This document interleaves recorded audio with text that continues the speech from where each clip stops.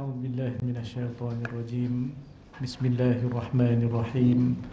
السلام عليكم ورحمة الله وبركاته. إن الحمد لله تعالى نحمده ونستعينه ونستغفره ونعوذ بالله من شرور أنفسنا ومن سيئات أعمالنا. من يهده الله فلا مضل له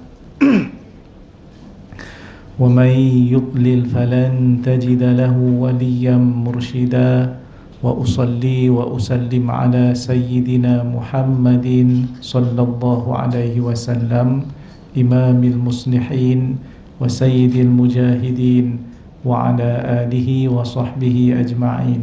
أما بعد. Terima kasih pada puan pengurusi majlis yang bahagia, Fadil Ustaz Zuhairi, Imam Masjid, Ahli Jawatan Kuasa Masjid, tuan-tuan dan puan-puan muslimin dan muslimat, orang-orang alim yang dirahmati oleh Allah Subhanahu wa ta'ala sekalian. Pertamanya, marilah sama-sama kita merafakkan rasa syukur kepada Allah Subhanahu wa ta'ala di atas segala nikmat yang Allah berikan kepada kita.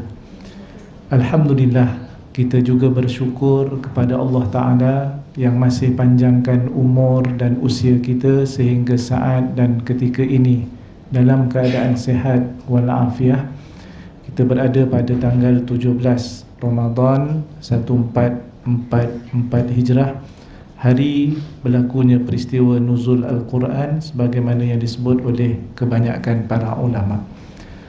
Kita berdoa kepada Allah Ta'ala agar segala amal soleh yang kita lakukan, daripada puasa yang kita kerjakan, qiyamul lail pada malam hari yang kita lakukan, begitu juga dengan tilawatil Quran, bacaan Al-Quran, semua diterima oleh Allah Subhanahu wa ta'ala. Allahumma amin. Kita juga berdoa kepada Allah Ta'ala agar terus diberikan kekuatan dan semangat yang tinggi untuk menghabiskan baki daripada bulan Ramadan ini dengan melakukan pelbagai amal soleh, khususnya untuk kita merebut Lailatul Qadr yang disebut dalam Al-Quran khairum min alfi syahr, lebih baik daripada 1000 bulan. Mudah-mudahan kita semua diberikan rezeki oleh Allah Subhanahu wa ta'ala untuk mendapat Lailatul Qadar. Allahumma amin. Tuan-tuan dan puan-puan sekalian yang dirahmati oleh Allah Subhanahu wa ta'ala, Allah Ta'ala berfirman dalam ayat 185 daripada surah Al-Baqarah, A'udzu billahi minasyaitonir rajim. Syahrul Ramadan alladzi unzila fihi al-Qur'an hudan lin-nas wa bayyinatin minal huda wal furqan. Masa yang diwajibkan kamu berpuasa itu ialah bulan Ramadan yang padanya diturunkan Al-Quran, menjadi petunjuk bagi sekalian manusia dan menjadi keterangan-keterangan yang menjelaskan petunjuk dan menjelaskan perbezaan antara yang benar dengan yang salah. Daripada ayat ini kita dapat makluman bahawa Al-Quran diturunkan di dalam bulan Ramadan. Syahrul Ramadan alladzi unzila fihi al-Quran, bulan Ramadan yang diturunkan padanya Al-Quran. Al-Imam Ibn Kathir rahimahullah meninggal pada tahun 774 Hijrah. Dalam tafsirnya, Tafsir Al-Quran Al-Azim, menyebut yamdahu ta'ala asy-syahr as-siyam min baini sa'ir syuhur.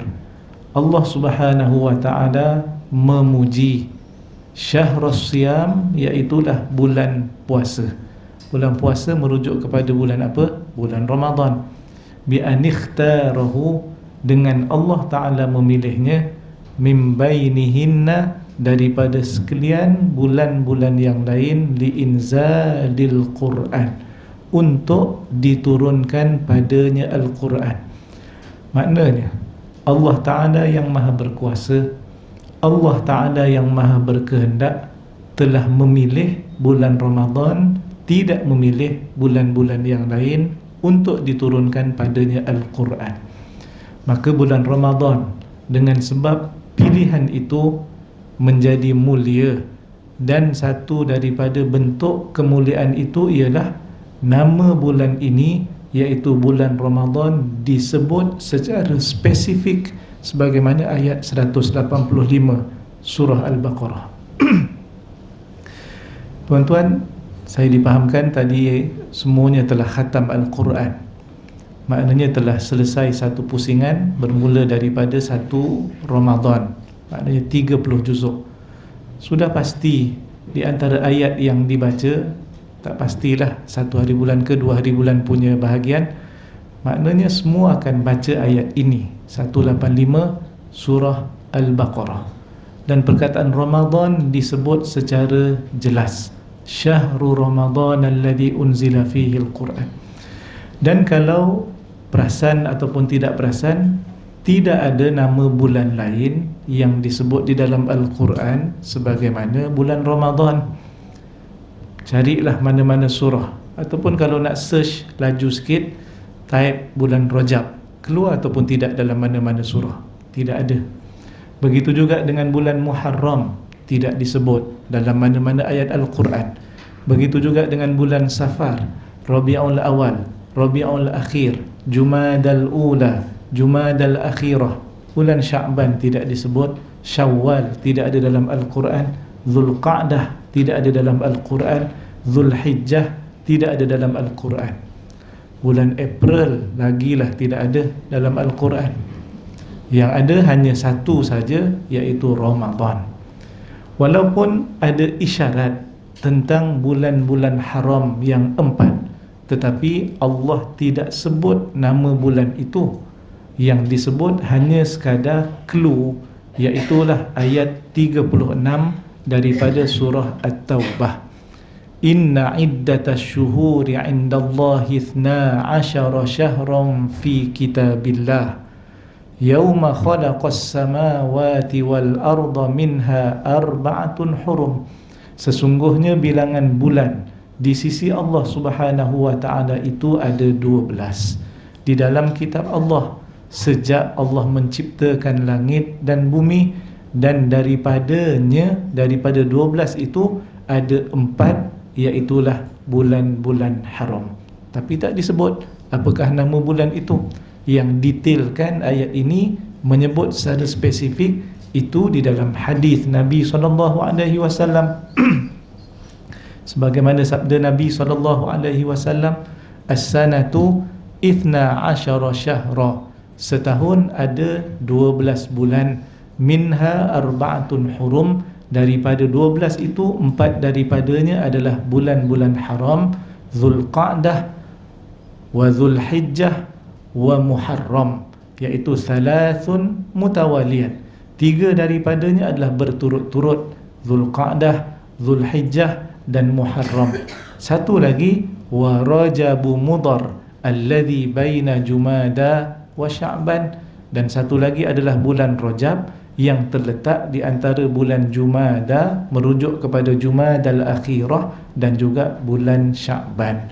Jadi yang menyebut secara spesifik hadis bukan ayat Al-Quran, tetapi bulan Ramadan disebut secara khusus dan spesifik di dalam ayat 185 surah Al-Baqarah. Ini menunjukkan bahawa bulan Ramadan istimewa, bulan Ramadan sangat mulia, dan sebab yang menjadikan Ramadan itu mulia dipuji oleh Allah Ta'ala sebagaimana yang disebut oleh Imam Ibn Kathir, satu saja, iaitu kerana Al-Quran. Kalaulah Al-Quran itu menjadikan Ramadan mulia, Ramadan makhluk Allah Ta'ala yang namanya adalah bulan, tidak punya akal, boleh menjadi mulia kerana Al-Quran, maka apatah lagi manusia yang punya akal boleh saja menjadi mulia dengan syarat sentiasa bersama dengan Al-Quran. Sebab itu dalam hadis Nabi SAW, riwayat daripada Uthman ibn Affan radhiyallahu an, di dalam Sahih Al-Bukhari, khairukum man ta'allamal Qur'ana wa 'allamah. Nabi bersabda sallallahu alaihi wasallam, sebaik-baik kalian adalah orang yang mempelajari Al-Quran dan mengajarkan Al-Quran kepada orang lain. Dua yang dapat kelebihan ini, yang mempelajari, yang belajar Al-Quran, dan yang kedua adalah yang mengajar Al-Quran. Tidak semua kita mungkin mampu mengajar, tetapi semua kita boleh untuk menjadi pelajar kepada Al-Quran. Maka jangan lepaskan peluang untuk kita menjadi sebagaimana yang Nabi sebut, khairukum, iaitu sebaik-baik kamu, sebagaimana yang Nabi sebutkan.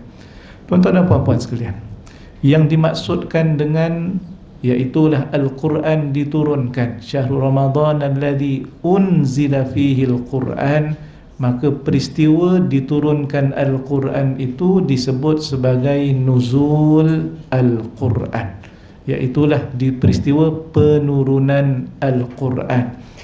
Al-Imam As-Suyuti meninggal pada tahun 911 Hijrah dalam kitabnya Al-Itqan fi Ulumil Quran menyebut secara detail tentang peristiwa ini, iaitu nuzul Al-Quran, didatangkan ayat-ayat Al-Quran yang berkaitan.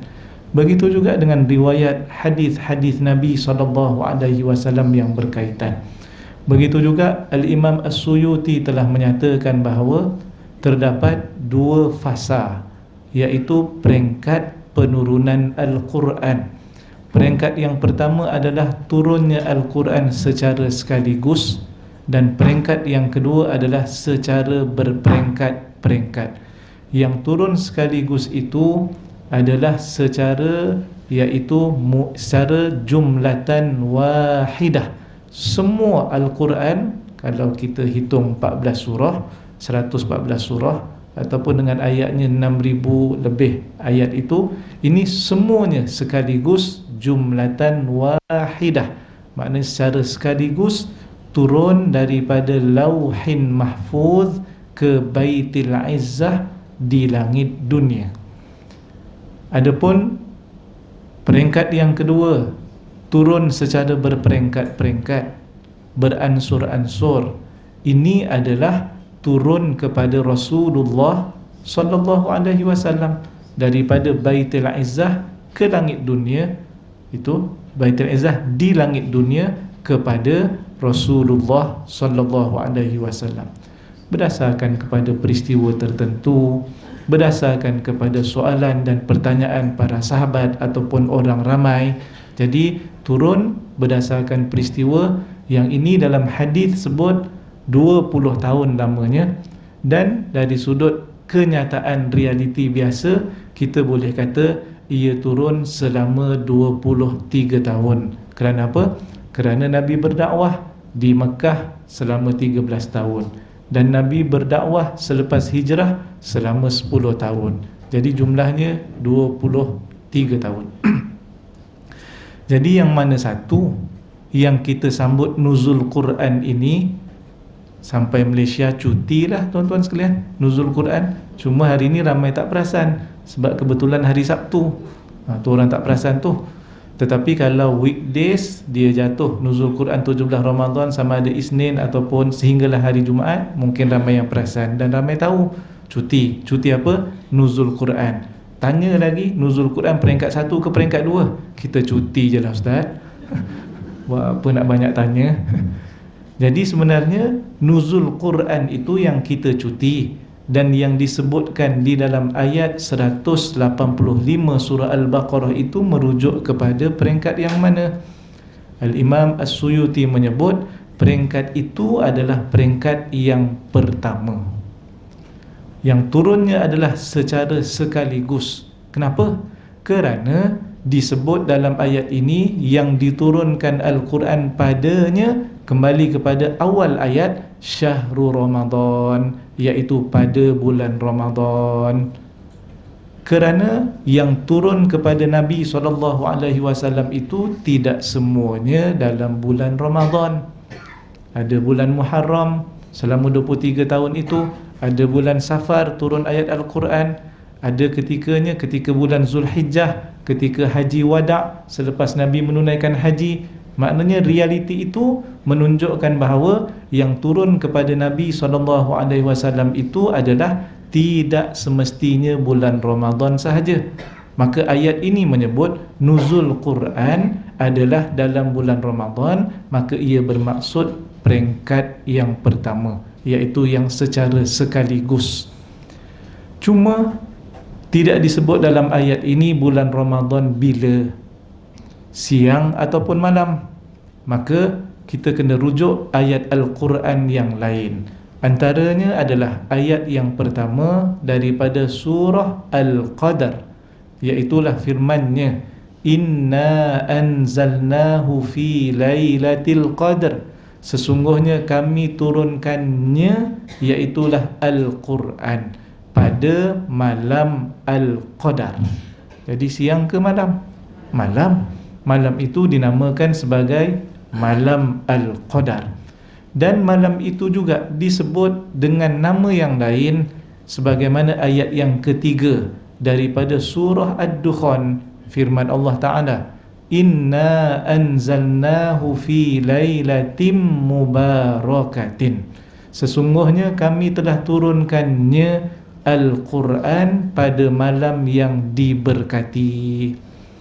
Maka akhirnya kita simpulkan ayat 3 surah Ad-Dukhan, ayat yang pertama surah Al-Qadar, ayat 185 surah Al-Baqarah, dapat kita sebut bahawa nuzul Al-Quran peringkat yang pertama, peristiwa turunnya Al-Quran secara jumlatan wahidatan, secara sekaligus, itu adalah pada malam hari di dalam bulan Ramadan yang dipanggil Lailatul Qadar, dan malam itu adalah malam yang diberkati. Boleh? Nampak semua tulis sungguh. Ada exam ke lepas ni? Takut-takut tulis. Takut apa tadi ustaz tu kata? Rugi pula. Tapi tak apalah, dengan menulis kita dapat ikat ilmu, tambat ilmu supaya tidak lari. Itu penting menulis. Apapun, Lailatul Qadar itu merujuk kepada asalnya adalah peristiwa nuzul Quran.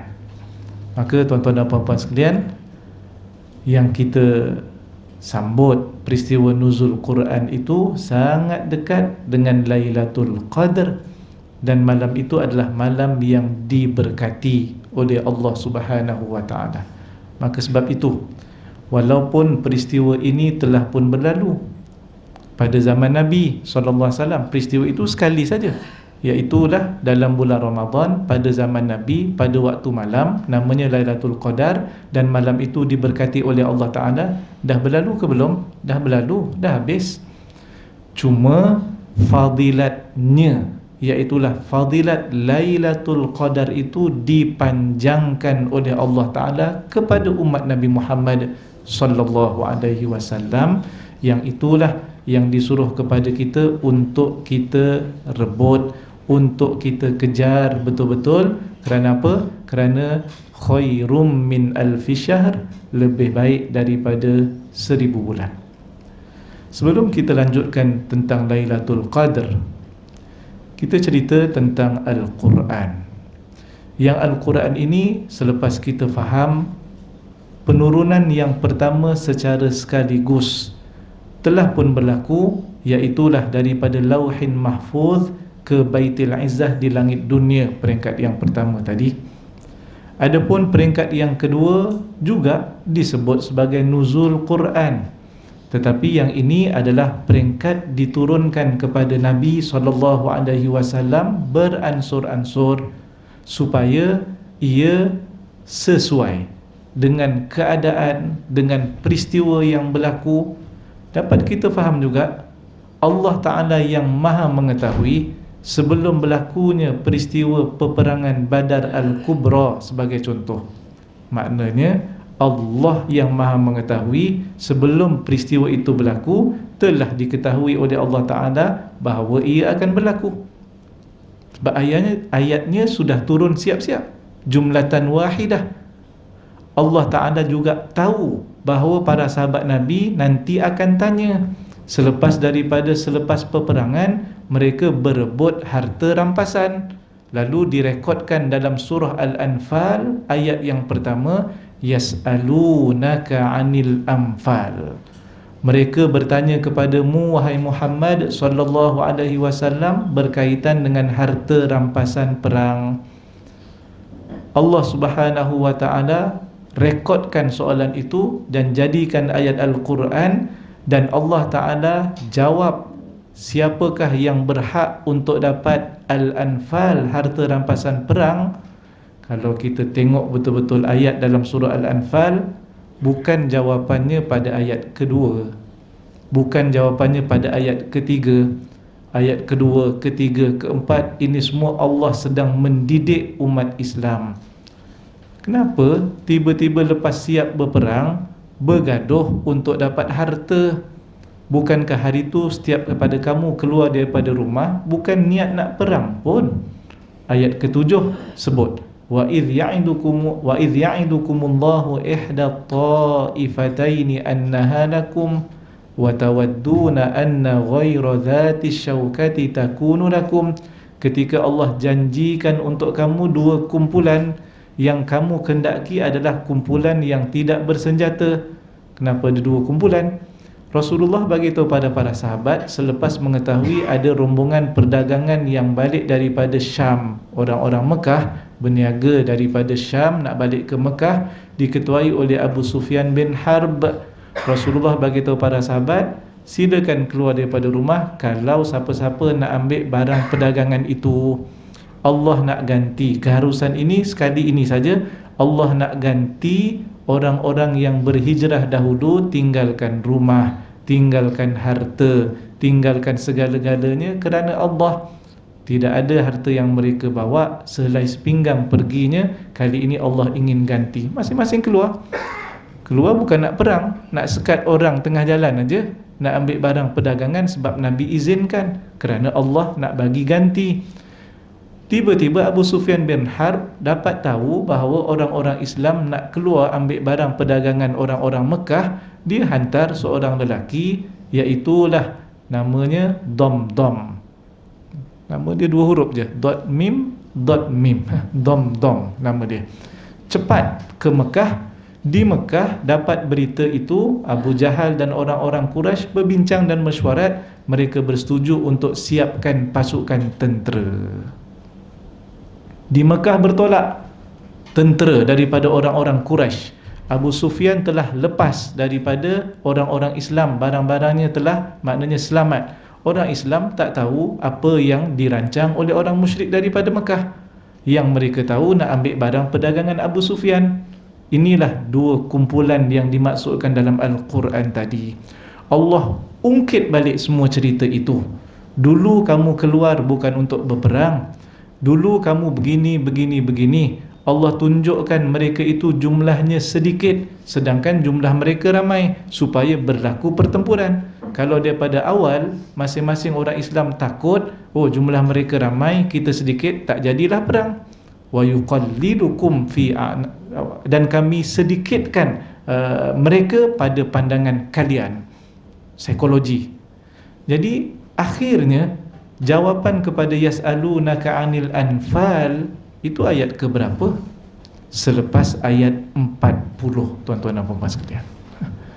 Maknanya punya jauh. Berapa muka surat kalau kita baca nak tahu yas'alunaka 'anil anfal, mereka bertanya tentang harta rampasan, berapa bahagian mereka dapat?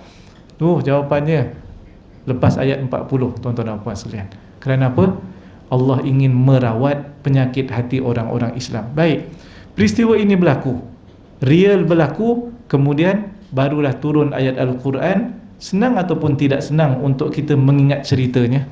Senang, kerana peristiwa berlaku, ayat Quran turun. Ini yang dipanggil asbab an-nuzul, sebab turun ayat. Tuan-tuan dan puan sekalian, orang-orang kafir pula, mereka tidak mahu ayat Al-Quran turun berperingkat-peringkat. Kalau boleh biarlah Al-Quran itu turun sekaligus sebagaimana kitab-kitab Injil dan kitab Taurat. Mereka bukan nak sangat turun sekaligus pun, cari alasan aja. Dalam surah Al-Isra Allah sebut tentang perkataan mereka. Wa qala alladhina kafaru laula nuzzila alaihi al-Qur'anu jumlatan wahidah. Berkatalah orang-orang kafir, kalaulah Al-Quran itu diturunkan kepada Nabi SAW sekaligus. Agaknya kalau turun sekaligus, dia akan bagi alasan lain. Kalaulah turun peringkat-peringkat kan senang. Orang kafir semua salah. Tetapi Allah jelaskan bahawa kitab Al-Quran ini lain daripada kitab Injil dan Taurat dan kitab sebelum ini. Para ulama sepakat mengatakan bahawa Injil turun sekaligus, Taurat turun sekaligus, tetapi Al-Quran dua peringkat. Peringkat pertama tadi sekaligus, tetapi yang turun kepada Nabi SAW adalah secara berperingkat-peringkat. Tujuan dia apa? Kadzalika linutsabbita bihi fuadak. Demikian itu supaya kami dapat teguhkannya di dalam hatimu wahai Rasulullah sallallahu alaihi wasallam. Maknanya apa? Sebahagian ulama kata senang diingat, ada sebahagian ulama kata senang untuk dihafaz. Kerana apa? Kalau turun sekaligus kan banyak, tetapi kalau turun sedikit-sedikit, dahlah ada peristiwanya, kemudian ada ayatnya, sangat senang untuk difahami dan sangat memberi kesan dalam hati. Itu antara yang disebut oleh Allah Ta'ala dalam surah Al-Isra. Tuan-tuan dan puan sekalian, ada ketikanya mereka bertanya, banyak perkataan yas'alunaka, yas'alunaka, dan salah satu yang lain mereka bertanyamu kepada wahai Muhammad sallallahu alaihi wasallam, yas'alunaka 'anil ahillah. Mereka bertanya kepadamu tentang anak-anak bulan. Ramai sangat yang tanya ni anak bulan Syawal ni. 2-3 hari ni. Punyalah tak nak terkejut tahun ni raya, punya tak nak terkejut, ambil Indonesia punya, ambil UAE punya, ambil pakar sana punya. Tempat-tempat sana pun belum isytihar lagi. Sebab hanya perisytiharan akan berlaku apabila tarikh 29 hari bulan malam 30. Tu je. Dah kalut sangat, tak nak kalut raya, tapi kalut pula nak sibuk, nak sebarkan cerita. Jadi patut-patutnya kita bertenang membaca Al-Quran. Patut-patutnya kita bertenang buat amal soleh. Banyak masa tu nak kata sana, kata ke sini. Kalau dia baca Quran tu mau khatam sebelum 17 hari bulan sebenarnya. Tapi dia sibuk pertahankan pula sana, kata pula ini maknanya JAKIM salah pantang, nampak maknanya skrin dekat dia tunggu je Maulidur Rasul tarikh sekian. Kemudian jumpa pula hari terakhir Ramadan 20 hari bulan April. So maknanya 21 raya ke? Snap. Ditanya sikit aja, dia snap. Adakah? Adakah aja dia tanya. Habis. Tak pasal-pasal, kita orang pun kena keluar statement semalam. Terpaksa keluarkan. Sebab tidak harmoni dan menyebabkan perpecahan, menyalahkan sana, menyalahkan sini. Kan dah 30 tahun kita hidup, yang 30 tahun lah, yang 40 tahun hidup, dia sama ada 29 atau 30 hari je. Yang terkejut sangat kenapa? Tak pernah Ramadan 28 hari. Dan tidak pernah Ramadan 31 hari. Saya pun tak faham sampai sekarang ni. Jadi relax. Lepas tu keluar berita semalam, Mufti ajak masyarakat bertenang. Mufti-mufti jadi tak bertenang sejak daripada 2 hari ni. Ganggu sungguh. Dia kata Mesir lah. Kawan-kawan Mesir pula bagi tahu kita mesej, sebenarnya kami salah kira pula. Morocco, anak saya ada di Morocco. Kat sana pun bagi tahu kemungkinan untuk tengok nampak susah. Morocco itu berapa jam? 7-8 jam kita maghrib, katalah dia tengok anak bulan ni waktu maghrib, tuan-tuan sekalian, waktu maghrib 29 hari bulan. Dia tak akan tengok anak bulan waktu zuhur. Jadi kalau umur bulan ketika di Malaysia adalah 5 jam contoh ya. Waktu maghrib umur bulan 5 jam. Morocco, Mesir belum lagi maghrib kan. 7 jam selepas itu barulah mereka maghrib, barulah mereka tengok anak bulan. Waktu tu umur bulan, katalah 5 tambah 6 jam, 11 jam. Maknanya dia pun tak boleh umum sama macam kita umum, sebab kita awal sedikit daripada dia.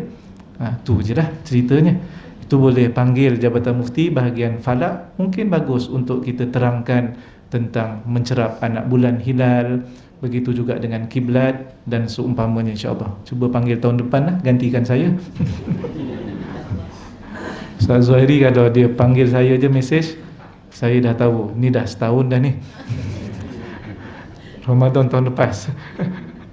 Ini dah setahun, dah setahun dah rupanya.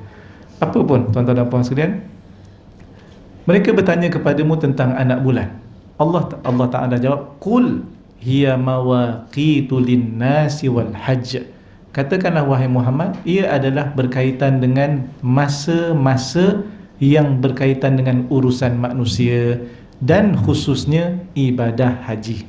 Baik, ini jawapan. Maknanya yang Allah Ta'ala sebutkan, ia berkaitan dengan masa kita nak puasa, masa kita nak hari raya dan seumpamanya. Itu semua adalah berdasarkan kepada anak bulan hilal, maknanya bulan baharu. Tuan-tuan dan puan sekalian, ada ketikanya tanya tentang al-kalalah, yas'alunaka 'anil kalalah, ataupun tanya tentang sesuatu perkara di dalam Al-Quran direkodkan, akhirnya dijawab di dalam Al-Quran supaya Nabi beritahu begini. Ini menunjukkan ayat Al-Quran turun sebahagiannya berdasarkan peristiwa perang Badar, begitu juga dengan perang Uhud, begitu juga dengan haji, dan sebahagiannya kerana pertanyaan. Salah satu contoh pertanyaan lain adalah surah Al-Kahfi itu sendiri turun hasil daripada pertanyaan seorang musyrik yang telah dicadangkan oleh pendeta Yahudi. Kalau nak tahu bahawa Nabi Muhammad SAW itu betul-betul seorang Nabi ataupun seorang yang pendusta, tanya soalan-soalan berikut. Dalam riwayat menyebut 3 soalan diajukan. Yang pertama adalah berkaitan dengan Ashabul Kahfi. Yang kedua, soalan berkaitan dengan Zulqarnain, dan dua-duanya ini memang dalam surah Al-Kahfi ceritanya. Dan satu lagi soalan tanya tentang ruh. Yas'alunaka 'anir ruh. Mereka bertanya tentang ruh, mungkin kita boleh terjemahkan sebagai nyawa. Nyawa tu apa? Nabi SAW bila didatangi dengan lelaki ini menjawab, datanglah esok, aku akan jawab. Dengan sangkaan sebahagian para ulama menyebut nanti turun wahyu, maka Nabi boleh jawab. Tetapi satu saja, Nabi tidak sandarkan dengan perkataan insya-Allah.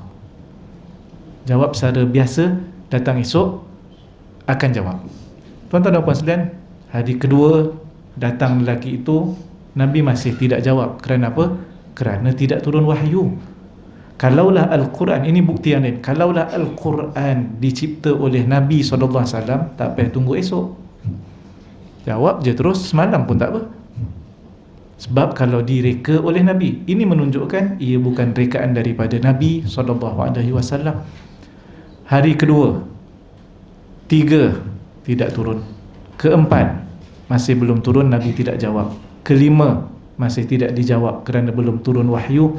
Sehinggalah berlalu 2 minggu. 2 minggu ni lama tuan-tuan sekalian. Bayangkan lelaki ini setiap hari bila jumpa Nabi tak boleh jawab, dia balik, dia kata apa kat kawan-kawan dia? Betul lah korang kata. Apa pula tuan-tuan kita boleh bayangkan dengan suasana yang berlaku dalam kalangan orang Islam? Gelisah, risau, macam mana ni? Nabi belum boleh jawab lagi ni. Itulah keadaan dan gambarannya yang disebut oleh para ulama tafsir. Dan akhirnya bila ayat Quran turun, jawab tentang Ashabul Kahfi, jawab tentang Zulqarnain, cuma roh dalam ayat yang lain, bukan surah Al-Kahfi. Maka dapatlah para ulama kesan kenapa begitu lama ayat Quran tak turun. Dan bila ayat Quran turun, salah satu ayatnya adalah menegur Nabi SAW. La taqulanna li syai'in inni fa'ilun dzalika ghada illa ayyasha Allah. Wahai Muhammad, janganlah engkau berkata sesungguhnya aku akan lakukan perkara tertentu esok hari, melainkan sebutlah jika diizinkan oleh Allah. Masya Allah, teguran daripada Allah, dan sebenarnya teguran untuk kita juga, kerana kita pun lebih kurang, bukan lebih kurang, lebih teruk daripada Nabi SAW. Sekurang-kurangnya Nabi ditegur kerana belum ada syariat pada waktu itu. Sekarang kita dah tahu. Jangan sekali-kali kita berjanji, melainkan sebutlah insya Allah. Dijemput ke, ataupun berjanji dengan kawan nak beli barang ke, ataupun seumpamanya, jangan lupa sebut insya Allah. Kalaulah Nabi SAW yang maksum itu, saya yakin peristiwa ini berlaku ada hikmah, sebab nak ajar kepada kita semua sebenarnya, cuma berlaku kepada Nabi supaya diambil pengajaran. Kalaulah kita ini yang tahu baca Al-Quran, khatam setiap tahun, memang sampai kepada ayat ini juga, tiba-tiba kita gagal untuk melaksanakan pengajaran daripadanya, maka kita bukan orang-orang yang untung, tetapi kita orang-orang yang rugi kerana tidak mengikut pedoman daripada kata-kata Allah Subhanahu wa ta'ala. Sebab itu Allah Ta'ala Nabi mengadu kepada Allah, dan direkodkan di dalam Al-Quran tentang umatnya, umat Nabi SAW yang mengambil Al-Quran sebagai sesuatu yang ditinggalkan. Ayat 30 surah Al-Furqan dirujuk. Firman Allah Ta'ala menyebut tentang aduan Nabi SAW. Qala Rasul, Ya Rabb, inna qawmi ittakhadhu hadzal Qur'ana mahjura. Berkata Ar-Rasul, iaitu Nabi SAW, wahai Tuhan, Ya Rabb, inna qawmi, sesungguhnya kaumku, ittakhadhu hadzal Qur'ana mahjura, telah mengambil Al-Quran ini sebagai sesuatu yang ditinggalkan. Ulama tafsir menyebut sekurang-kurangnya ada beberapa bentuk mahjura yang disebutkan dalam Al-Quran itu, iaitulah tafsirannya. Boleh jadi umat Nabi SAW itu, iaitu kita semua, tidak membaca Al-Quran. Al-hajru minal qira'ah. Boleh jadi juga maksudnya al-hajru minat tadabbur, ditinggal daripada ditadabburkan. Boleh jadi juga maksudnya adalah al-hajru minal hifzi, ditinggal daripada dihafal. Boleh jadi juga maksudnya al-hajru minat tahakkum, ditinggal daripada dijadikan sumber perundangan. Boleh jadi juga maksudnya al-hajru minal istishfa, ditinggal daripada dijadikan penawar dan juga ubat. Maknanya paling minimum, kalaulah Al-Quran ini kita tidak baca, yang lain-lain pun maknanya sukar untuk kita lakukan. Mungkin sebahagian daripadanya yang dimaksudkan adalah pemerintah, sebahagian daripadanya adalah yang mahir buat rawatan alternatif, sebahagian daripadanya yang memang ada kemampuan menghafaz Al-Quran. Tetapi baca Al-Quran ini kena pada semua dan kena pada kita. Maknanya sekurang-kurangnya untuk kita tidak termasuk sebagaimana yang Nabi sebut ataupun diadukan dalam ayat ini, surah Al-Furqan ayat 30, pastikan kita sentiasa membaca Al-Quran. Itu yang menjadi tanggungjawab kita bersempena dengan nuzul Al-Quran. Alhamdulillah kita dah khatam, maka ada lagi baki hari, perbanyakkan lagi bacaan Al-Quran kita. Dah khatam ni kira dah dapat macam dapat ijazah dah. Hari tu kita baca salah, kawan kita tegur. Kawan kita salah, kita dah tegur sebab kita bertadarus sebagai contoh. Maknanya sepatutnya kesalahan itu sudah tidak perlu diulang, tidak boleh diulang, kena baca dengan betul kerana sudah ditegur. Tuan-tuan dan puan sekalian, yang dah baca Al-Quran mungkin ada yang mahir dan ada yang merangkak-rangkak sebagai contoh. Yang ini teruskan, yang mahir teruskan, yang merangkak pun teruskan walaupun merangkak. Kerana riwayat daripada Aisyah radhiyallahu anha di dalam Sahih Muslim bahawa Nabi SAW bersabda, Al-mahiru bil Quran ma'as safaratil kiramil bararah. orang yang membaca Al-Quran dan dia mahir, maknanya bacaannya lancar, elok. Bersama dengan siapa? Nabi kata bersama dengan para malaikat yang mulia. Ada sebahagian kata bersama dengan para rasul yang mulia. Dan satu lagi, wallazi yaqra'ul Qur'an wa huwa yatata'u wa huwa 'alaihi syaqqun lahu ajran. Adapun orang yang membaca Al-Quran dan dia baca dalam keadaan merangkak-rangkak, nak sebut perkataan tu pun susah. Wa huwa yatata'u, dalam hadis sebut, maknanya merangkak-rangkak. Maknanya disebut dalam perkataan itu hanya dua huruf saja, huruf ta dengan huruf ain, menggambarkan susah. Wa huwa alaihi syakun, dan sangat sukar dia nak membaca Al-Quran. Orang ini pula Nabi kata lahu ajran, dapat dua pahala. Yang pertama pahala membaca Al-Quran, dan yang kedua pahala susahnya membaca Al-Quran tetapi tetap nak baca Al-Quran. Jadi tuan-tuan dan puan sekalian, kalaupun kita ini bukan yang pertama yang mahir, kita ni mungkin yang kedua, teruskan membaca Al-Quran kerana dijamin pahala sebagaimana yang Nabi SAW sebutkan ini. Seterusnya, tadi kita kata Al-Quran turun kerana peristiwa, Al-Quran turun kerana juga pertanyaan daripada orang ramai kepada Nabi SAW.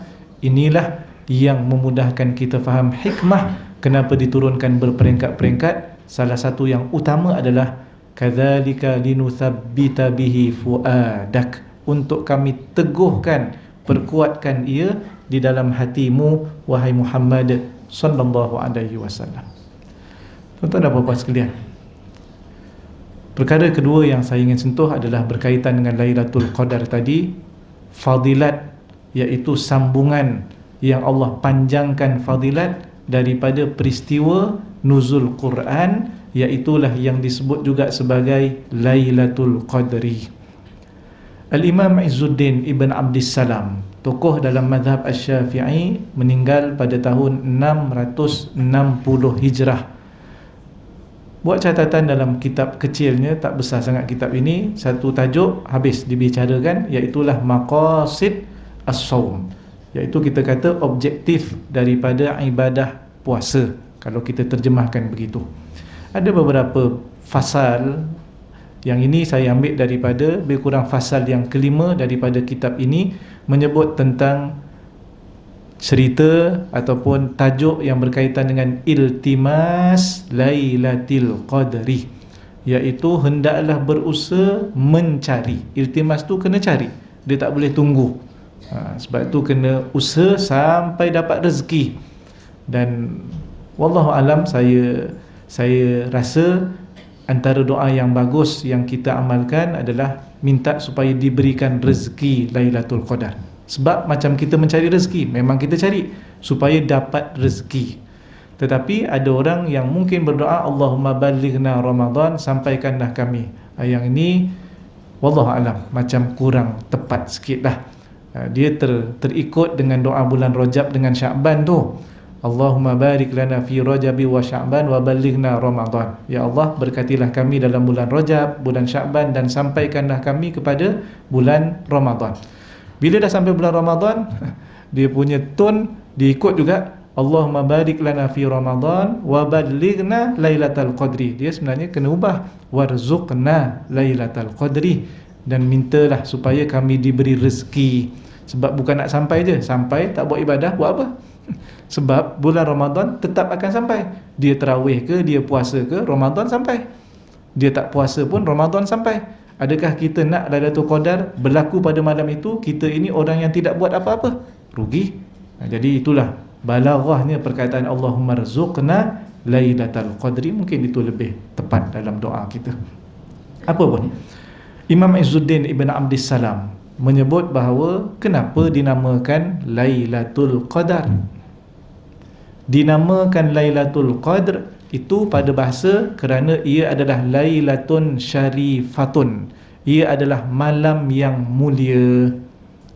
Nama Al-Qadar kemudian ada kelebihan lebih baik daripada 1000 bulan, maka itu adalah Lailatun Syarifah, malam yang mulia. Adapun sebabnya malam itu malam yang mulia, boleh jadi antara dua perkara. Yang pertama, kerana li syarafi qadriha wa uluwi manzilatiha, kerana mulianya, iaitu kedudukan dan tingginya kedudukan malam itu. Kenapa dia mulia dan tinggi? Kerana lebih baik daripada 1000 bulan. 1000 bulan itu kan panjang masanya.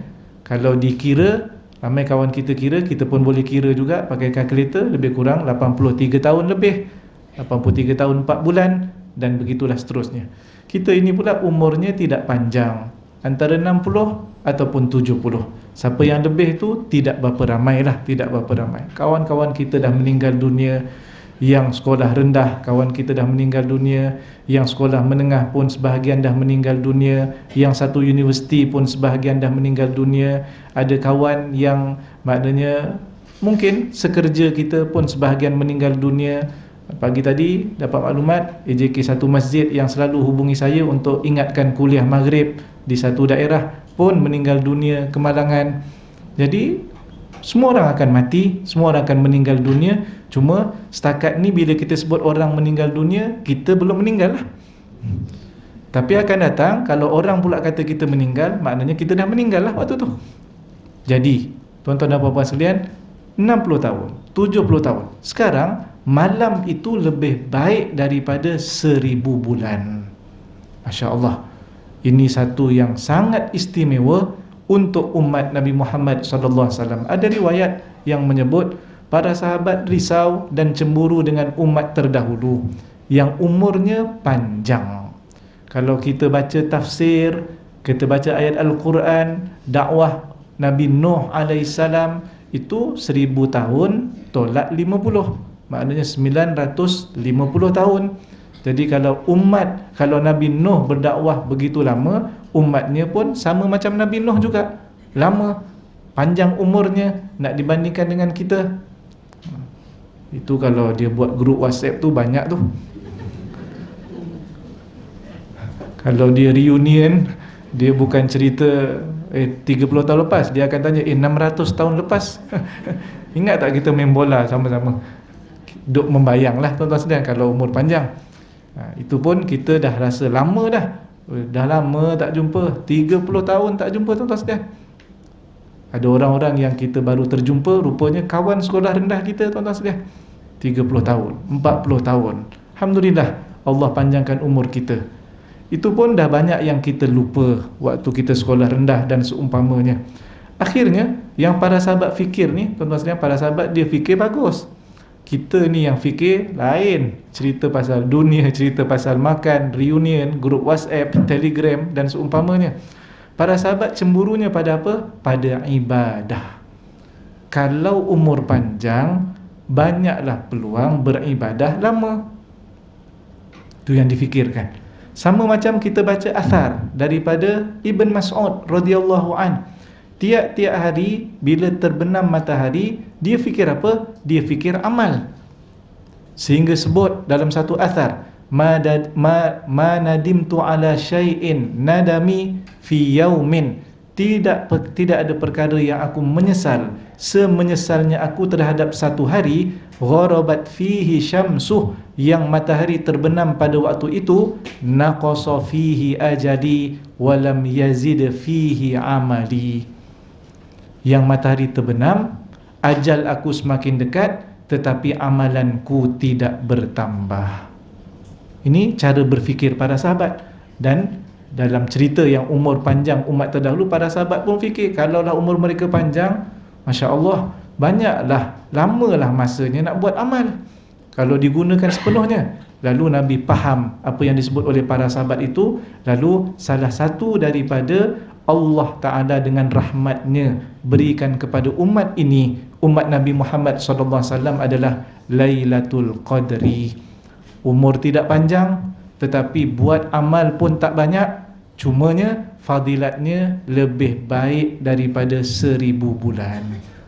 Kan rahmat Allah Subhanahu wa ta'ala. Ataupun yang kedua, Imam Izzuddin bin Abdul Salam kata boleh jadi maksudnya Lailatul Qadri itu, Al-Qadr maksudnya adalah kadar. Kadar ini adalah ketentuan. Jadi maksudnya adalah pada malam itu segala ajal wal arzaq, li'annal ajal wal arzaq minas sanati ila sanati tuqaddaru fiha. Ajal manusia daripada satu tahun ke satu tahun, dan rezeki manusia daripada satu tahun ke satu tahun ditetapkan, ditentukan, dikira pada malam itu. Ini pendapat yang lain, tetapi disebut juga oleh Imam Izzuddin bin Abdul Salam. Seterusnya, selain daripada ia lebih baik daripada 1000 bulan, yang ini fadilat yang cukup besar, fadilat yang seterusnya adalah disebut oleh Imam Izzuddin bin Abdul Salam, orang-orang yang bertahajud pada malam itu mendapat ucapan salam daripada para malaikat dan juga malaikat Jibril. Ini berdasarkan kepada ayat Al-Quran, tanazzalul malaikatu warruhu fiha biidzni rabbihim min kulli amr salamun hiya hatta matla'il fajr, dengan huraian fayusallimuna 'alal mutahajjidin, dan akan beri salam kepada orang-orang yang bertahajud. Ada orang tanya, Ustaz, tiap-tiap malam bila dengar huraian ini, dia pun kata, Ustaz, tiap-tiap malam saya solat, tapi solat semua saya buat, solat tasbih, solat hajat, solat taubat, solat tahajud saya tak buat.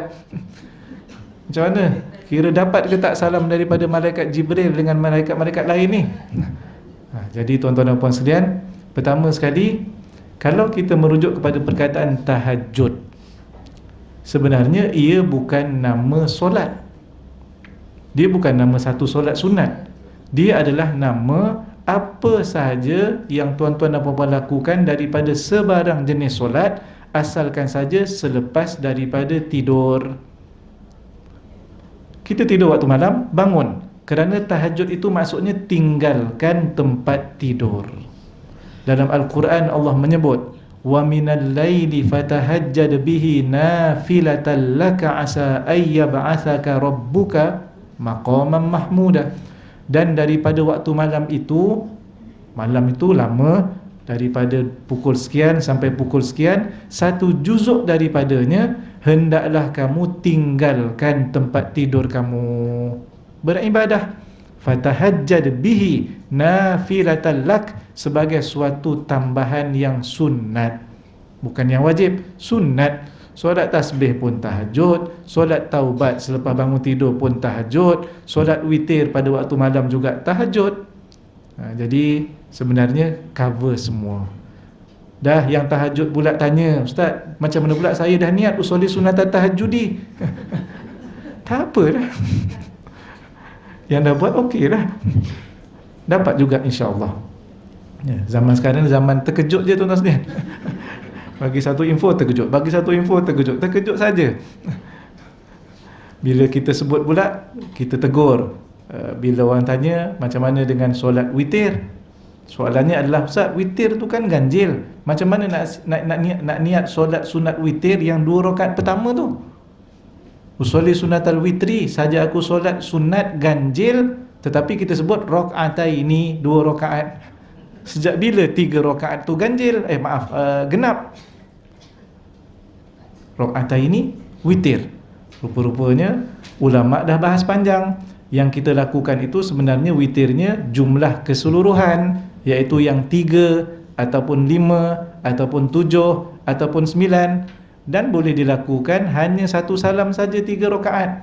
Tetapi mana lebih afdal? 2 salam, 2 rakaat dulu, tahiyat akhir, bagi salam, bangun sekali lagi. Jadi kalau kita buat yang afdal, iaitu 2 salam, kita buat 2 rakaat. 2 rakaat yang pertama itu Imam An-Nawawi kata, niatkan 2 rakaat daripada witir, bukan solat witir. Usolli sunnatan minal witri raka'ataini lillahi ta'ala, saja aku solat sunat daripada witir, 2 rakaat kerana Allah Ta'ala. Terkejut juga. Terkejut juga. Jadi memang bulan Ramadan ni memang terkejut lah tuan-tuan sekalian. Tapi apa pun tak apalah, terkejut menuntut ilmu lebih baik daripada langsung tak terkejut. Lantaklah ustaz, witir solat sunat, tarawih pun sunat, yang penting saya buka puasa. Ini ada orang jadi macam ni juga kan. Bila kita sebut solat sunat tarawih 20 rakaat mazhab Syafi'i, riwayatnya sekian sekian sekian, terkejut juga. Dah selama ni saya buat 8. Bukan selama ni ada yang buat 8, yang tak buat pun ada. Ada satu masjid, macam mana kita nak buat supaya orang solat, sebab semua tempat ada geng 8 namanya tuan-tuan sekalian. Geng 8 ni di balik awal, dan mempengaruhi orang yang tak ada geng mana-mana. Sampai ada setengah pihak masjid terpaksa buat more pun, ada more 8, ada more 20 tuan-tuan sekalian. Masya Allah, kerana nak menyantuni. Sebab bila kita tak keluarkan makanan untuk more, geng 8 komplain. Kita orang sembahyang sunat tarawih juga. Sekali kena. Rupanya bila kita keluarkan data, masjid ni, masjid ni, masjid ni, berapa soft mula tarawih? 8. Berapa tinggal bila geng 8 keluar? 2 soft. Ada satu tempat mula-mula berapa? 20 soft. Tinggal berapa? 4 soft. Ada setengah tempat 8 soft, tinggal berapa? 1. Maknanya geng 8 majoriti. Majoriti. Saya tak tahu kat sini, belum sempat lagi ke sini. Lebih kurang je. Tu data tu boleh ditambah nanti. Jadi ada setengah masjid, ustaz, kami mohon supaya tidak ikut sangat mazhab Syafi'i, boleh tak kita buat 8 rakaat? Dia pun cuba buat 8 satu tempat. Tuan-tuan dan puan sekalian, bila dia buat 8, lahir pula geng 4. Geng 4. Dan saya yakin kalau buat 4 pula akan lahir geng 2, tuan-tuan sekalian. Sebab dia ni bukan tahu sangat 8 tu. Dia yang pentingnya nak balik awal, tu je. Kalau buat 8, balik awal juga 4. Jadi tuan-tuan dan puan sekalian, teruskan pihak masjid buat 20 supaya ada orang yang memang nak buat 20 ada peluang untuk melakukannya. Bahkan pendapat mazhab Asy-Syafi'i, riwayat daripada As-Sa'ib Ibn Zaid yang menyebut bahawa para sahabat pada zaman Sayyidina Umar melakukan 20 rakaat, dan para sahabat pada zaman Umar pastilah melakukan 20 rakaat itu mengikut Nabi SAW. Dan bukti yang lain adalah mazhab Maliki. Mazhab Maliki yang dipelopori oleh Imam Malik Ibn Anas, meninggal pada tahun 179 Hijrah, menyatakan dalam mazhabnya solat sunat tarawih itu adalah 36 rakaat. Kenapa dia 36?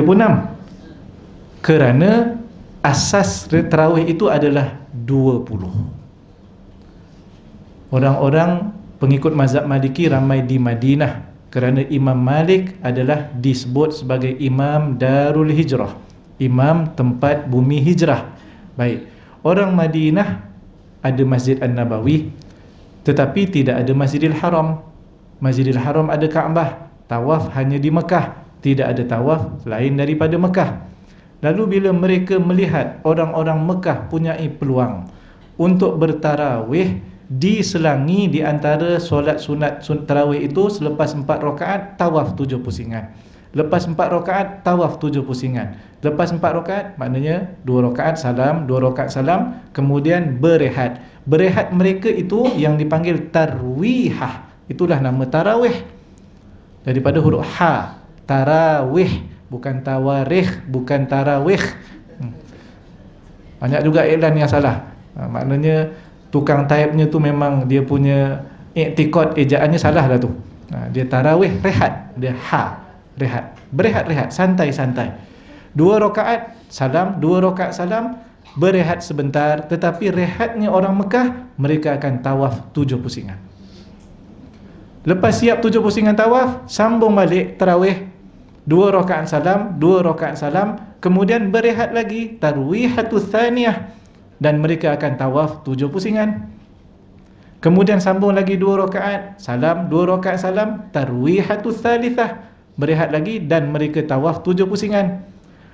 Orang-orang Madinah tengok cemburu, tengok para sahabat, tabi'in Dan Imam Malik ini 179 Hijrah sudah pasti daripada kalau tidak tabi'in adalah kalau tidak tabi'in adalah tabi'in. Yang mereka fikir amal, orang lain boleh buat amal banyak, kenapa kita tak boleh macam mereka? Tapi kalau nak tawaf di Madinah, kat mana? Takkan selepas 4 rakaat musafir pergi Mekah tawaf, kemudian sambung lagi tarawih, balik semula ke Madinah, sambung. Dah malam kedua Ramadan dah jawabnya. Akhirnya mereka dapat idea ganti. Digantikan tawaf 7 pusingan itu, kadar masanya sama macam 4 rakaat 2 salam. Lalu mereka buat apa? Ganti orang Mekah tawaf, mereka sambung lagi solat 2 rakaat salam, 2 rakaat salam. 4 rakaat tarawih, 1 kali tawaf. Maknanya untuk dapat 20 rakaat adalah 5 kali 4 rakaat.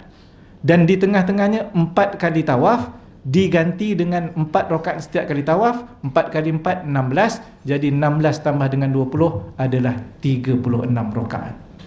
Kalaulah bukan asas tarawih itu 20, maka tidak akan jadi 36. Jadi pendapat yang kata 20 lebih kuat dari segi ilmiahnya lah, tuan-tuan sekalian. Jadi tak apa kalau tak mampu, tidak mengapa. Kalau orang tanya, Ustaz, saya kalau 20 memang tak buat dah Ustaz, 8 boleh? Boleh. Lebih baik daripada tak buat langsung. Ustaz, saya kalau 8 pun tak buat dah Ustaz, boleh tak saya buat 6? Boleh. Lebih baik daripada tak buat langsung. Ustaz, saya ingat 6 pun akhir zaman ni, Masya Allah. Saya nak buat 4, saya nak buat 2. Boleh tak Ustaz? Silakan. Kerana ia lebih baik daripada tak buat langsung. Kerana fadilatnya, salah satu daripada maksud hadis, man qama Ramadan imanan wahtisaban ghufira lahu ma taqaddama min dhanbih. Siapa yang mendirikan bulan Ramadan, satu maksudnya adalah solat sunat tarawih dengan penuh keimanan dan pengharapan, maka akan diampunkan dosanya yang telah lalu. Nak dapatkan keampunan Allah Ta'ala kerana tarawih, takkanlah 2 rakaat, tapi 2 okey lah daripada kosong. Kalau tak buat langsung tak dapat. Dan lebih-lebih lagi, diyakini orang yang lebih banyak daripada itu, insya-Allah dapat fadilat ini. Kita tutup Lailatul Qadar ini, kalau mengikut pendapat daripada Imam Izzuddin bin Abdul Salam, wadzahir, pada pandangannya, ini ijtihad Imam Izzuddin bin Abdul Salam, ia berlaku pada malam 21 Ramadan. Jadi sesuai ni, belum malam 21 lagi ni. Kalau kuliah saya minggu depan dah terlepas, tak berfaedah lah kita cerita. Jadi malam 21 Ramadan, kerana apa? Hadis-hadis yang dikongsikan. Yang pertama adalah Nabi menyebut taharrau lailatul qadri fil ashril ghawabir. Intailah, kejarlah malam Al-Qadar pada 10 hari yang terakhir. Al-Ghawabir ay al-bawaqi, 10 hari yang berbaki. Maknanya 21 sehinggalah 30. Baik. Hadis yang kedua, Nabi sebut taharrau lailatul qadri minal witri fil ashril awakhir min Ramadan. Kejarlah dan intailah Lailatul Qadar pada malam-malam ganjil daripada 10 hari yang terakhir daripada Ramadan. Yang ketiga, diperkuatkan 21 itu kerana ada riwayat yang menyebut ada satu pagi yang malam itu adalah malam Al-Qadar pada zaman Nabi, iaitulah Nabi dilihat bila bangun daripada sujud, di dahinya ada tanah yang basah. Dan peristiwa pada malam itu mereka yakin dan mereka tahu bahawa malam itu hujan turun. Tuan-tuan sekalian, di Mekah jarang hujan. Bila sekali hujan, dia akan ingat tarikhnya, tuan-tuan sekalian. Kita sebab tiap-tiap hari hujan, kita kata, alah yang hari hujan tu hari apa? Tiap-tiap hari hujan. Tapi riwayat tahu, tuan-tuan sekalian, bahawa di sana bukan selalu hujan. Jadi bila hujan, pagi itu pula Nabi sujud, di dahi dan hidungnya ada tanah yang basah. Ini menunjukkan malam itu hujan dan mereka tahu itulah peristiwa yang dikaitkan dengan Lailatul Qadar. Yang keempat, riwayat daripada Abu Hurairah menyebut bahawa keadaan bulan, gambaran bulan pada waktu ini berdasarkan pada pengalaman masing-masing. Dalam riwayat disebut kasyikki jafnatin, seumpama talam separuh. Bulan purnama kan maknanya purnama ni penuh, bulan penuh. Sekarang ni bulan tu macam talam yang bulat, separuh talam. Bila separuh talam, cahayanya hanya separuh saja. Orang yang selalu melihat ke langit, orang yang selalu memerhatikan bulan, mereka tahu untuk bentuk bulan kasyikki jafnatin hanya berlaku dalam 2 tarikh saja, iaitu 7 hari bulan dan satu lagi 21 hari bulan. Bila Nabi kata 10 malam yang terakhir itu Lailatul Qadar, maka tertolaklah tarikh 7 hari bulan, maka yang tinggal adalah 21 hari bulan. Ini pendapat Imam Izzuddin bin Abdul Salam. Tuan-tuan akan jumpa pula kalau pendapat Imam Al-Ghazali lain. 1 hari bulan hari ini adalah hari Selasa, maka Lailatul Qadar tarikh sekian dan seterusnya. Ustaz nak ikut Imam Ghazali ke Imam Izzuddin bin Abdul Salam? Tuan-tuan dan puan sekalian, buat ibadah dan amalan setiap malam. Tak payah kita bergaduh. Imam Izzuddin Abdul Salam kata macam ni, Imam Ghazali kata macam ni. Sebab nanti kalau tiba-tiba terlepas, marah kat Imam Ghazali pula. Baik, kita buat tiap-tiap malam. Tiap-tiap malam pun kalau kita betul-betul yakin dengan hadis Nabi malam ganjil, daripada 10 itu tinggal 5 malam je. Tinggal 5 malam. Malam 21, malam 23, malam 25, malam 27, malam 29. Kalau raya awal pun malam 29 jadi lagi, masih boleh, tak ada masalah. Jadi berusaha. Nabi suruh taharrau. Dalam kitab ini kata iltimas, maknanya bersungguh-sungguh, maknanya kita cari, maknanya intai, tengok, kemudian susun strategi dan seumpamanya. Adakah disyaratkan kita tahu malam itu Al-Qadar barulah kita akan diterima amalannya? Para ulama kata tidak disyaratkan. Tahu ke tak tahu, maka berlaku malam itu Lailatul Qadar, amalan kita itu akan dikira mendapat fadilat dan tetap mendapat salam, ucapan daripada para malaikat dan juga malaikat Jibril. Jadi nak pastikan kita tidak terlepas, pastikan sekurang-kurangnya 10 malam terakhir ataupun sekurang-kurangnya 5 malam ganjil yang terakhir kita tidak terlepas daripada apa-apa ibadah. Solat boleh, baca Quran boleh, berzikir boleh, berdoa minta keampunan juga boleh dan seumpamanya. Tetapi Imam Izzuddin bin Abdul Salam kata digalakkan pada malam itu untuk memperbanyakkan berdoa dan berzikir, memuji Allah Ta'ala. As-sana' wa du'a. Sebenarnya kalau kita ambil dua perkataan ini, berdoa dan juga memuji, berzikir Allah kepada Allah Ta'ala, sebenarnya dua-dua ini, elemen ini ada di dalam solat. Kerana solat itu adalah doa, kerana dalam solat itu ada bacaan Al-Quran, kerana dalam solat itu juga banyak tasbih dan juga tahmid. Sebab itu solat. Cuma Imam Izzuddin kata, kalaulah ada orang yang nak memilih di antara berzikir ataupun berdoa, mana yang lebih utama? Maknanya ni memang dia nak buat satu je. Kok mana pun saya nak buat satu, Ustaz. Saya tak nak buat dua-dua. Mana lebih afdal? Berdoa ataupun berzikir mengingat Allah Ta'ala? Imam Izzuddin kata berzikir mengingat Allah Ta'ala lebih afdal daripada berdoa. Kenapa? Kerana ada hadis yang menyebut bahawa orang yang sibuk berzikir mengingat Allah Ta'ala berbanding dengan berdoa kepada Allah Ta'ala, orang yang berzikir ini Allah Ta'ala akan berikan kepadanya sesuatu yang lebih baik daripada yang diberikan kepada orang yang berdoa. Hadis Nabi, hadis Qudsi, Allah Subhanahu wa Ta'ala berfirman, man syaghalahu dzikri an mas'alati a'taituhu afdala ma u'tiyas sa'idin. Siapa yang menyebutkan dirinya berzikir mengingatiku, memujiku, berbanding dengan minta dan berdoa kepadaku, nescaya aku akan berikan kepadanya lebih baik daripada apa yang diberikan kepada orang yang berdoa dan meminta kepadaku. Ini hujah Imam Izzuddin bin Abdul Salam. Saya ingat kita ni boleh buat semua. Jangan pilih satu je, buat semua. Kejap kita solat, duduk, kemudian kita berzikir, kemudian kita berdoa, kemudian kita baca Quran.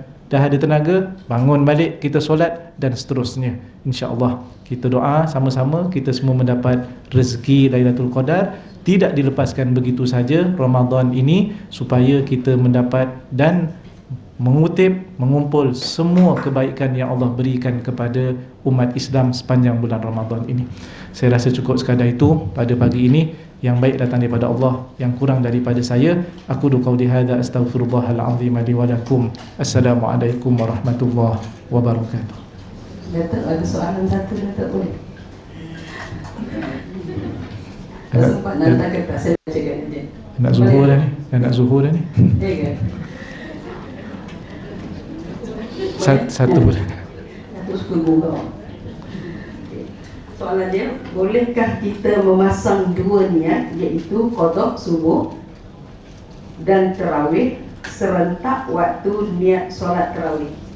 Maksudnya masa kita solat sunat tarawih, kita niatkan qada dan qada subuh, sebab dia 2 rakaat, qada subuh dan sunat tarawih masa solat sunat tarawih. Mohon penjelasan. Subhanaka la ilma lana illa ma 'allamtana innaka antal alimul hakim wa la haula wa la quwwata illa billahil aliyyil azim. Terima kasih pada yang bertanya. Yang pertama sekali berkaitan dengan solat berbeza dengan puasa menurut kebanyakan para ulama. Puasa, kalau kita niat satu-satu puasa pada satu-satu hari, qada campur dengan sunat, contohnya qada Ramadan. Hari yang itu juga kita niatkan puasa sunat Syawal. Kebetulan pula hari Isnin, niat puasa Isnin. Jadi ini sebagaimana yang disebut oleh Syekh Atiyah Saqar, diharuskan dan mudah-mudahan Allah terima semuanya. Tetapi pandangan majoriti diasingkan, tidak boleh digabungkan. Adapun untuk solat, yang ini berkaitan dengan solat fardu dan juga solat sunat. Bahkan solat sunat dengan solat sunat pun tidak boleh digabungkan niatnya, kerana at-ta'yin itu adalah syarat bagi ibadat solat. Jadi solat sunat apa? Adakah solat sunat mutlak ataupun solat sunat tarawih dan seumpamanya. Tambahan pula bagi mazhab Asy-Syafi'i, kalau kita solat subuh walaupun qadanya pada waktu isyak, maka ia tetap ada kunut. Maka solat sunat tarawih tidak ada kunut. Yang ada kunut adalah solat sunat witir, iaitu rakaat yang terakhir pada malam 16 dan seterusnya dalam mazhab Asy-Syafi'i. Jadi wallahu alam, itu yang boleh saya nyatakan.